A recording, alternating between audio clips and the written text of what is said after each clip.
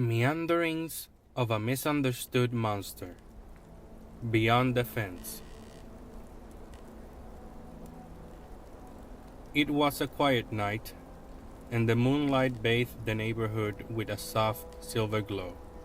Crickets chirped their usual lullaby, and the occasional owl called out from the trees. Most of the town was asleep, their windows dark and closed. But in one house, a small window glowed with dim candlelight, and a restless child tossed and turned. Earlier, he had been playing with his favorite rubber ball, kicking it against the fence, but a misplaced kick sent the ball flying over it into the darkness beyond. His mother had told him to wait until morning to retrieve it, but that ball was special. His father had given it to him for his last birthday. Unable to wait, the boy slipped out of bed, grabbed a small flashlight, and tiptoed out the back door, careful not to wake his sleeping parents. As the creaky wooden door closed behind him, the boy held his breath. The yard beyond the fence was darker than he expected. He climbed over the fence, feeling the thrill of doing something he wasn't supposed to do. His heart raced as he landed on the ground on the other side. The moonlight was dim here, and the trees seemed to close in the further he walked. But there, just a few feet ahead, he spotted something round and familiar, his ball. But as he bent down to pick it up, a large shadow passed over him. Slowly, he lifted his head, and there, not 10 feet away, was a figure, tall, looming, and monstrous. The creature stood on two legs, its shape vaguely humanoid, but far too large. Its skin was rough, almost like stone, with patches of moss growing along its shoulders. Its eyes, glowing faintly in the darkness, stared down at him.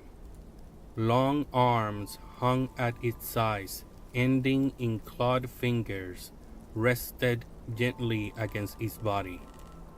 There was something in the creature's stance that didn't feel like danger. It was just standing there, looking at the boy with a curiosity that mirrored his own. There was something about the way the monster tilted its head, the way its glowing eyes softened, that reminded him of someone shy, like a stray dog hoping not to be kicked. The monster took a slow step towards him, its heavy footfall making the ground vibrate slightly. The boy's arms closed around his ball, but he didn't move to run. The creature stopped a few feet away, crouching down as if sensing the boy's hesitation. It tilted its head again, as if it wanted to see the object the boy was holding. The boy held up the ball. The monster blinked, and its massive hand extended towards him. Fingers curled slightly to form a cup. It didn't try to take the ball, it just waited. The boy wasn't sure why, but something inside him told him to trust this strange creature. He reached out, placing the ball into the monster's hand. The monster stared at the ball for a moment, turning it over in its large clawed fingers. Then it carefully placed the ball back into the boy's hands. The boy smiled, a small but genuine smile, and for the first time, the monster seemed to relax. It made a low, soft, rumbling noise, almost like a purr, and sat down on the ground. The trees around them swayed gently in the breeze. The monster looked at the sky, then back at the boy, as if waiting for him to say something. The boy didn't know what to say, but he felt a strange, unspoken connection.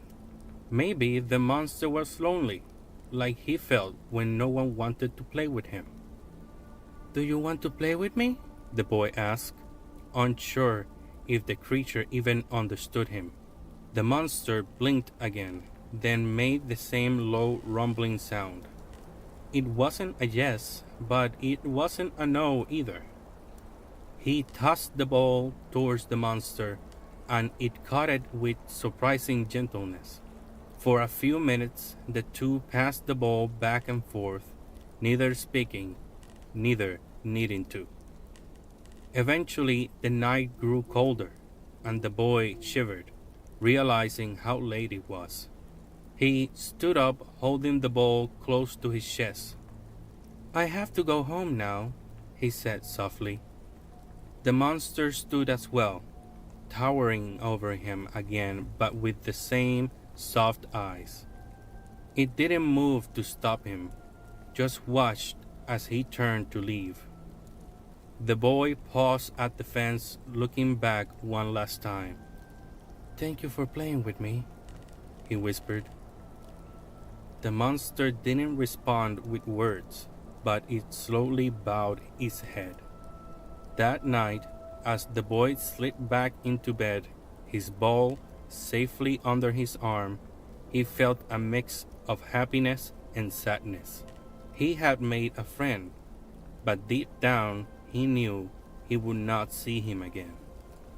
And as the monster wandered back into the dark woods, it too felt a strange warmth in its chest. For the first time in a long time, he was not seen as a monster, but as a friend.